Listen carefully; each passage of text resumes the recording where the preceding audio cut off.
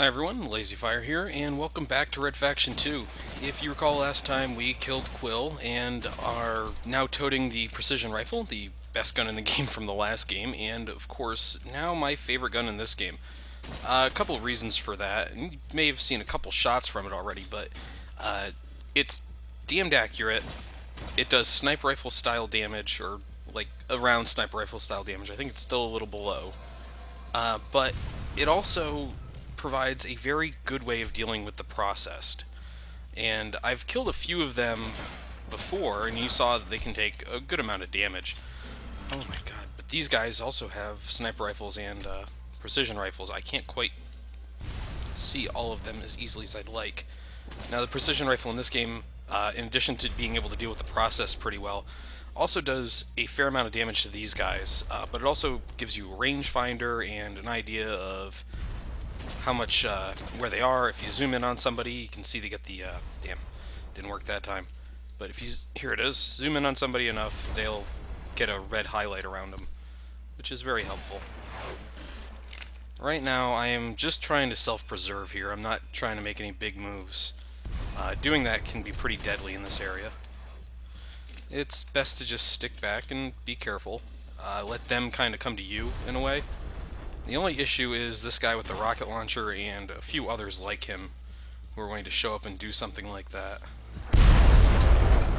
As you can see, the precision rifle is also very good for just downing people. You don't even have to zoom in all the way, or at all if you don't feel the need to. I'm actually a terrible sniper in online games and in first-person shooters in general. Like, if there's a sniper section, I'm probably going to have a hard time with it. So this is actually working out for me pretty well. But you can see I'm doing this maybe the wrong way. Just staying behind here, not really engaging these guys maybe as much as I should. But to be honest with you, this is a long section, and there's only a few health packs. So going out and fighting these guys in the middle of the way there with all the sniper rifles is a bad idea.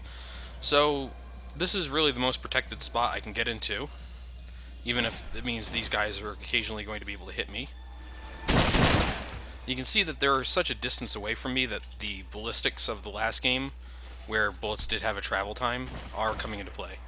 Now with that last sniper dead, right there. I'm almost there. Yep, I thought that was it. Weird. Tangier does come in almost every time you kill that sniper. I've done this section a couple times now. Ugh, well, I'm down to no health kits. There we go. Ah, there's that guy. That's who was shooting me. And nope, still one more. Can't see him though. Oh. Fuck you. Just so you know, nothing in there. But we're pretty much set. Once Tangier shows up, those people mostly disappear or are all dead. Except for somebody firing on me anyways. Anyways. Hey, Alias. Let's get wet and wild. I hate Tangier. We're heading there. The nanolab is hidden beneath Sopot's feet. We're going to destroy the lab and Molov with it. Come on, get us out of here while I hack a few databases and find us a way inside the statue. I don't like Tangier. Watch out for the currents down here, Alias. Don't worry about the currents down here at all. Not a thing. But you should watch out for these guys. Yes, we're in a subsection just like in Red Faction 1. As you can see, Geomod is alive and well in this area. Now, there's a few peculiarities about the sub in this game. Unlike the last game, the missiles don't home, and the enemies are a bit more mobile. They're still not good at predicting where you're going to be, so if you just strafe them, they'll never be able to hit you. Because they're more mobile and because you don't have any homing rockets, it's difficult to hit some of them sometimes. So you end up with situations like this where I'm just circling this guy firing randomly. I swear it doesn't take me this long to normally kill one of these guys, but today just does not seem to be my day overall. There's a distance guy. Betcha that's 100 flushes. Or more. I hate you, Tangier. Every character in this game is the worst character. But Concentrate with all this racket. yeah, So this is the kind of long section I mentioned early in the LP that you have to cheese part of it if you really want to be successful with it. And I'll explain that section when we get to it. Right now, we're just enjoying this murky, murky river. Damn litterbugs. Teach them a lesson, Alias. Fuck them. Take that, civilians. Oh, and those barrels are all explosive. And that's because there are depth charges in this level. We'll be coming up across some of those in a few moments. But overall, it's a pretty normal vehicle level. And you're going to get pretty frequent stops from here on out in vehicles. Should say brakes, loading screens, whatever you want to say they are. Because they expect these sections to be kind of difficult. And in a lot of cases they are. So I think they throw them in more because they have to give you full health, and they need a mechanism for that, versus they actually had to load anything. Of course, when they suddenly introduce somebody popping up over a thing firing at you like that, not really a lot I can do about that situation. Just trying to nail... There we go. I do not enjoy the fact that the explosions when the ships explode versus the explosions when a rocket hits them. Charges overhead. Dive down to that wreck and take cover. Okay, that guy there, he can cause a lot of problems for you here. Luckily, if you hit him once, he's gone. I think he's actually scripted to die. See, Shrike's not the only wild one. Speaking of Shrike, why isn't he here fighting us? Though I suppose we've got enough trouble without him. Ah, Shrike. We haven't seen him in quite a while. And, whatever. Good. That's like the last mention of Shrike for a long, long time in this game, by the way. Almost till the very end of it, actually. Now, the other thing here is that the depth charges are indefensible. You cannot do anything to stop them from hurting you. You can't do anything to really avoid them if they come down over you. They basically sink to the bottom and explode there. There we go. So, just avoid them as best you can. Go through that ship and you're fine. Oh, look. Those green blinking lights, those are mines. Let's set some off. Oh, that didn't work. I think he's scripted to set this off. There he goes. Now, mines are kind of a dick thing as well. They're more or less impossible to defend against if you activate them. And they activate at a pretty wide arc, as you can see there. It's absolutely insane. So, the game tells you your best option. Don't get too close. Anyways, before Tangier interrupted me there, your best option is generally to avoid them. That's true. I will give the game that. It was correct in that assessment. But sometimes you can't. And by that I mean there are situations in this game where you have to blow up mines or you have to go past mines to get where you need to go. Maybe we can use it to evade the minefield. That's exactly what we're doing. Now, watch that mine.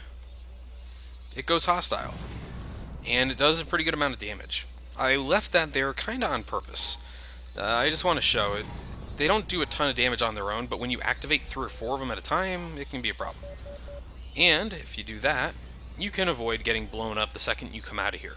And you get an achievement or a bonus point or whatever you want to say for doing this, so it's always worth your time to do it. It causes a lot less stress, and fuck this thing. That's actually the wrong way, and I keep getting turned around on that fact. You can probably hear my mouse scrolling over the keypad here, the desk I have, and that's because this thing controls like an ass. It does not want to control correctly. It takes a lot of input to turn it just even slightly. It's not really fun. Alright, once again, we're at full. Now, I didn't mention this, but the Submarine Control is almost exactly the same as the previous Red Faction game. The crouch button and the space button are used to move you up and down. What is going on in this room? That right there, I've never seen that particular graphics glitch. Actually, all the graphics glitches in this room right now I have never seen before. So, this is sort of the section I was talking about in the thread before and earlier in the video about kind of a long section that you sort of have to cheese if you want to do this successfully. You have to hold them off, Alias. Now, the reason I say that... Sub-bay doors are locked. I need more time to hack into their security systems. Remember, like, when I said this game really loves to put you in these situations where you have to defend against a bunch of people? And this is one of those sections, and it's one of the more egregious ones as well. Now, what you see me doing here is kind of a weird thing that I found out about when I was doing my test run. And I'm trying to lure as many of these submarines over here as I can through this grating, or this setup here. And the easiest way to lure a submarine to you is to fire a rocket at it. And if they stay just far enough away from you, if you keep them at basically max engaging distance, or minimum engaging distance when you fire on them... here's one. So you get basically right up in this thing, right? If they are looking at you through this, they will not fire on you. I don't know what it is. There's some sort of routine in the AI that just doesn't understand the concept that this is not a solid wall. Oh. Okay, well, maybe I was wrong on that. Weird. That's the first time I've ever seen them do that. But yes, they'll, for the most part, the AI, if you stay the proper distance away from this, will not fire on you. And right now, I don't like doing this, but I need to get more people over here because it depends on how many of these things you kill before... shit. Okay, well, now I'm in trouble. You can see the size of the submarine. It appears to be about the size of your view screen here. So, yes, this is kind of what's going to happen in this area. You're going to get 2 or 3 of these guys coming at you at a time from multiple angles. Now, you can swim out there, or float out there. By the way, there's no more swimming sections in the game after that one sewer level. But you can go out there and fight them toe-to-toe if you'd like to. But the thing is, they spawn out there somewhere. I'm not sure where. I don't know where or how or why, but they do. And because of that, if you stay out there too long, they will simply start firing on you. And there's going to be so many of them that it's going to be difficult for you to actually fight back against them all at the same time. So, sticking back here like a coward is actually the smart move to make. And you can see they're lining up. And they do not discriminate. When they fire on you, they will just spam everything. They don't care if you're fighting 3 of them already. They'll keep shooting you. So, that's why I'm doing this. Oh. You know, this is weird. I did another recording of this segment, and they didn't do this once. Don't know why it's doing it now. But this is, my opinion, still... There we go. I got one of the sub-bays open. Still the easiest way to do that section. If you come out here, you risk these mines, and you risk some depth charges, in addition to the submarines firing on you. Not really a viable scenario in a lot of cases. The depth charges do enough damage that it is a problem. The mines, as you can see, still do some damage. And you go searching for this particular sub-bay for a while. There's several on here, but this is the only one that opens up. So, let's pop up here. And we're done. Here's where you get off. I'll attack from the other side. One of us must succeed in stopping Molov. We must locate the laboratory and find the nanocell. Without it, the process cannot work. Alias, it's up to us to make sure that no one ever uses this technology again. That last line's so weirdly delivered. I don't know why it always switches us to the Wasp out of that situation there. There's some weird moments this game does with that stuff. Weapon switching and weapon holdovers. But you can see this is the sub-bay, this is the nanolab, we're inside the soap hot statue. Oh yeah, and yep, they put swimming into the game just to use it for one section. So let's enter the nanolab. We're not quite done yet with this video. Man, these things smell like roadkill. The process started the way for the future, my friend. You and I might as well be dead. Well, at least we bathe every... Okay, well, I was trying to get that conversation, but the process decided to show up. And right there is a new type of process. We'll get closer to him in a moment. But he's basically... Hello. Ah, the alarm's gone off. Fantastic. But he is basically the... Alias, you're it. Great. Okay. Eventually I'll be able to explain this shit. He's sort of like... Oh god. Repta almost killed me there. Repta's in this room. He's got an anti-personnel launcher. Fuck you. And... where is he? He's up here. Thankfully he did not kill me. I'm very grateful for that. Small miracles, I guess, are better than no miracles. You see, Repta has this thing called the anti-personnel launcher, and he's going to be not chasing us through this facility, but leading us through it, and firing that thing at us constantly. If I don't get a health pack soon, it's going to be the end of this part of the video very quickly. I want to get to... Yep, that thing. Repta's invincible. Let's restart this. Here's where you get off. I don't care. I'll attack from the other side. One of us So, must succeed anyways, in stopping I Mola. can't skip through this, I'm sorry. But Repta is invincible. Absolutely invincible until you get to the end in the boss battle that he's in. And even there, he's kind of difficult because he brings that anti-personnel launcher with him. The anti-personnel launcher fires grenades, similar to the nano cell, or the nano grenade launcher, and they are damaging. As a matter of fact, I'm going to end up using that thing for a very specific purpose towards the very end of the game. I hate this system. That weapon system is so bad. I should have run back there and grabbed those two. Alright, we've already heard these guys' conversations, so let's break that. Now, if we watch for Repta... The way for the future, my friend. You and I might as well be dead. Oh yeah, if you fire... There we go. Those guys will run off. If we wait, Repta will show up soon. Where is he? Hey, you're not supposed to be here. Alias, you're it. Yeah. So you can see I'm nailing him like a couple dozen times, and he just is not dying. So he won't take damage until he has a boss bar, which is still a little ways away here. So Repta is going to kind of lead us through this facility, firing the anti-personnel launcher at us. That thing is deadly, and I do not like that he can basically completely stop your progress in this level if you don't know he's going to be in a room. I knew he was going to be in that last room, but I still got shot. Not really a good sign. Now, the Processed are going to be basically the only enemy... No. The Processed and their larger counterparts here are going to be basically the only enemy we see for the rest of the game, save for bosses, of course, and one other enemy type. It's not that bad, actually. The Processed aren't a difficult enemy. They are less spry, I would say, than the average soldier. They do just about the same amount of damage with their guns, depending on which gun it is. And they drop a good amount of health packs, at least the normal Processed soldiers do.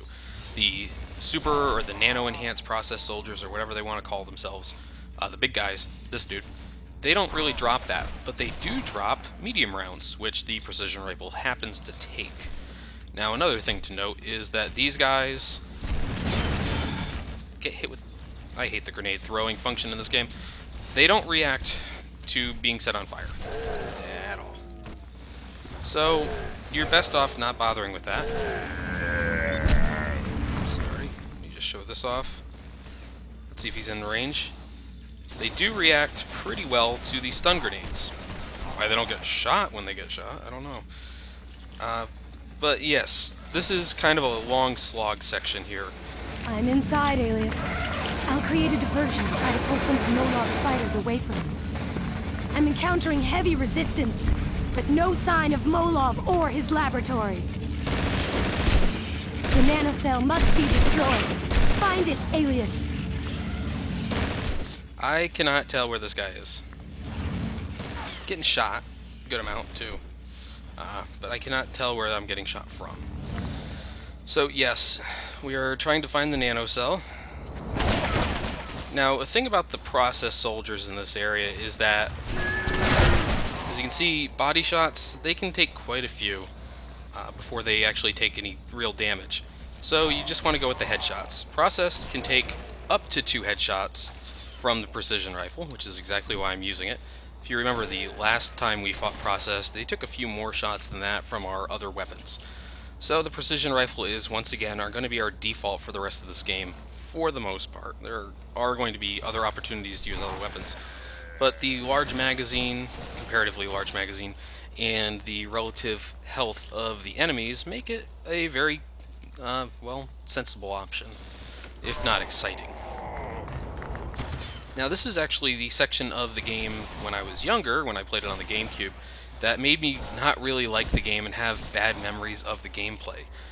Because with the GameCube, there was a pretty significant auto-aim in this game, and that made it difficult to land headshots.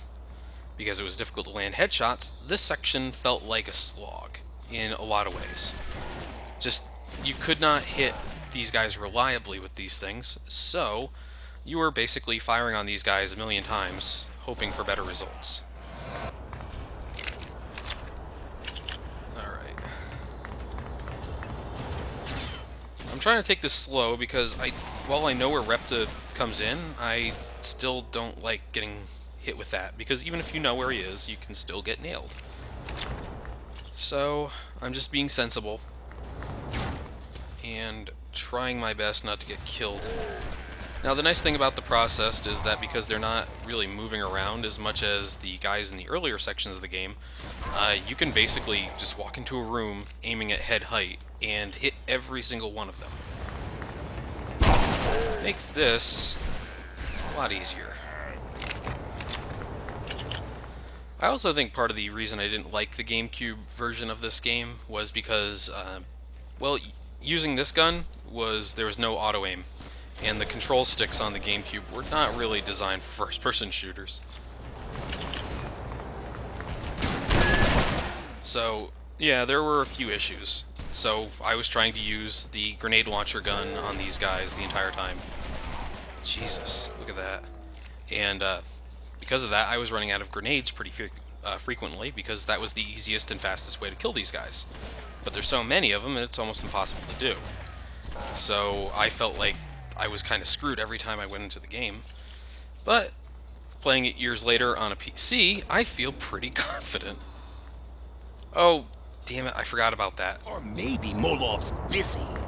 Hard to know with all this confusion. I don't understand at all where that line came from. You couldn't tell me where that came from. Anyways, there is a grate that falls out from underneath you when you go around that path. I don't know why. It doesn't really stop you, or there's no new enemies that spawn in behind you or anything like that. I wonder if this section was supposed to be timed at one point. I don't know. But it falls out. You can wait for it to fall out and then jump over it, but I completely forgot about that, and that was my own fault. However, yes, that guy was technically invincible before I walked into the room. Repta is going to be in there in a moment, so this could be a make or break moment here. Wait a minute. You know what? I will take it. I know where he is now. He starts off in here, but if you fall through that grate, he does not end up in this room. He ends up in the next room. Or not.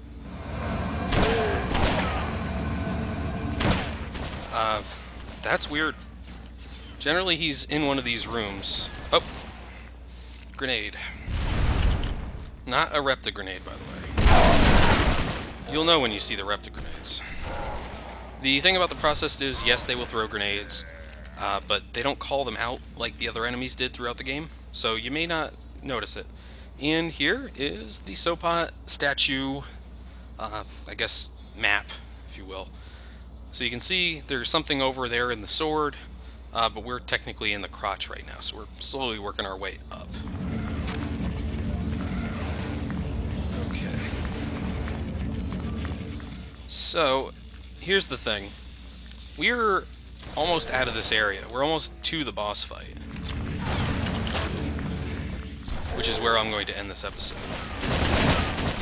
This is going to be a longer one, I guess.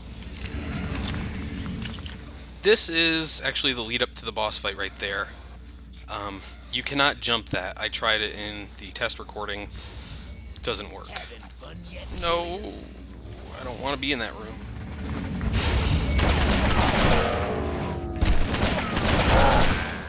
Right now there's sun in my eyes, so I can't quite tell if that was Repta or processed there. We're very close to that room. There's only a few ways you can get through this area. I wonder if I fell through that grate and I completely shot my chances of seeing Repta throughout this base. Which, to be honest, is totally fine, because if you die before you start the boss fight, there's a checkpoint right before the boss fight, but if you die at any point before that... Why am I getting shot in the back? But if you die any point before the boss fight... Am I missing something? Oh, Jesus. Who said this game doesn't like being a jerk?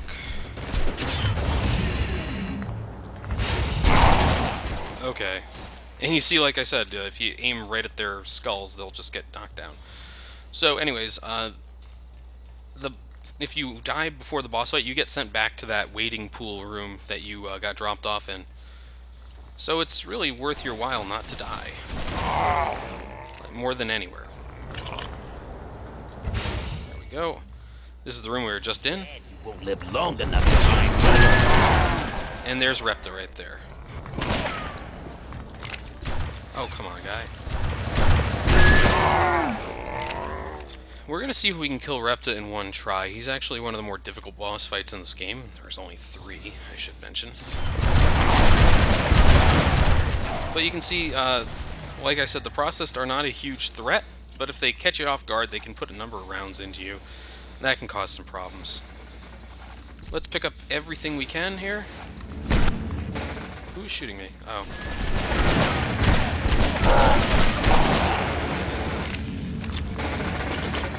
So, pick up everything you can. We got slugs, which is what the rail driver uses. Oh yes, we want those. There's rockets, a wasp here, everything. Full health. Alright, next time we're going to go into the Repta boss fight. Thanks for watching, everyone, and I'll see you when we take on Repta.